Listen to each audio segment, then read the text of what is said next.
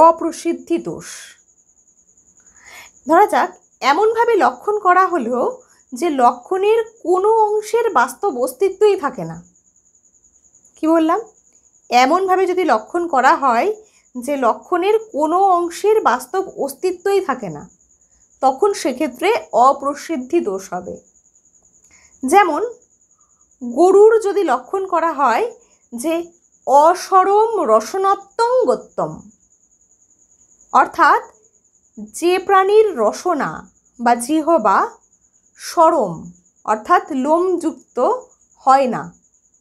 কি বললাম? যে প্রাণীর রসনা বা জিহ্বা সরম বা লোমযুক্ত হয় না, তাই হলো গরু। যদি এই রকমভাবে লক্ষণ করা হয় তাহলে সেক্ষেত্রে অপ্রসিদ্ধি দোষ হবে। কেননা লক্ষণান্তর্গত সরম অবাস্তব, অর্থাৎ কোনো প্রাণীর জিহ্বাই লোম বিশিষ্ট হয় না। তাহলে বোঝা গেল অপ্রসিদ্ধি দোষ